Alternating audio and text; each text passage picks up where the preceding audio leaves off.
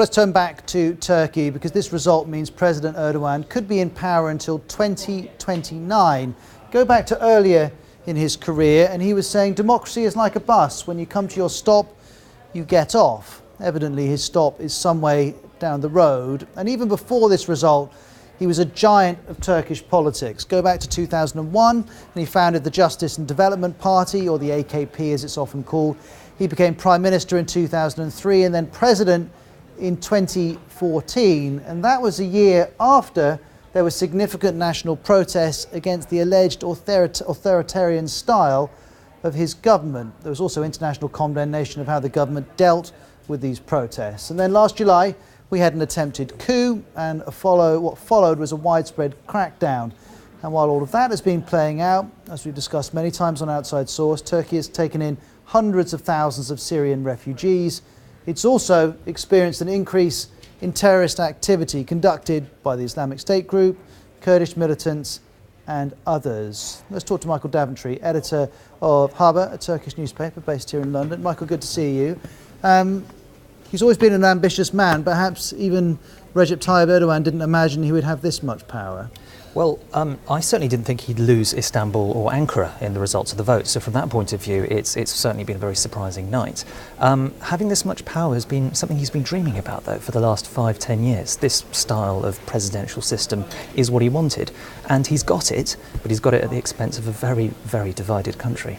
Lots of countries have presidential systems and don't come in for the kind of criticism that is heading in his direction. So what is it about this type of presidential system that's concerning people? Well, this is what the government itself admits to be a Turkish-style presidential system. And I think the best way of translating that is just to call it a system with fewer checks and balances.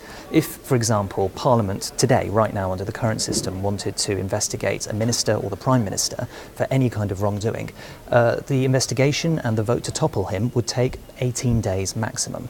Under the new system, we're looking at something that would take 10 months. So it's a significantly longer period of time, and it would also take more MPs to support it. That's just one example, but the number of checks and balances have been drastically reduced under this new system. If you listen to the critics of Recep Tayyip Erdogan, they call him an authoritarian, an anti-democrat and other things besides. Do you think that's reasonable when you look at his behaviour, not just in office, but as a politician through his career? Well, I think that it is very easy to dismiss Recep Tayyip Erdogan as an autocrat. He is actually a realist, and he has been throughout his entire political career. If you look at what he did 10 years ago, 15 years ago, trying to put Turkey on that route towards the European Union, then he was putting forward policies that were genuinely making life better for Turkish people, and their living standards went up. But in recent times, especially because of domestic issues, that notorious fight that he's got with the Pennsylvania-based cleric Fethullah Gulen, all of those things have suddenly transformed this man into a man who's fighting all the time. And his interpretation of democracy has suddenly become 50% plus one, and I'll ignore the rest of the minority, however large it is. Now, Donald Trump has found coming into Washington that there are obstacles in his way in terms of implementing the policies that he professed to want to do on the campaign trail. Do you think those same obstacles or similar obstacles may be in the way of President Erdogan and his ambitions in the coming months? Well, the opposition will be very interesting to watch over the coming days and weeks. This afternoon's report by the OSCE was particularly interesting. It will be interesting to see whether Western countries will adopt the opposition's message. But I've got to say, this is the West's moment. They've got to decide what they want about Turkey. The question is, they have two routes. They can firstly decide that Turkey is a trading partner and a security partner, but little else more. Or they can decide that they want to back Turkish democracy and Turkish freedom and stand up for the values that they claim to stand up for. It's got to go one way or the other now, because this really is the moment for them. Michael, thank you very much indeed. Very useful. That's Michael Daventry live with us here in the BBC Newsroom.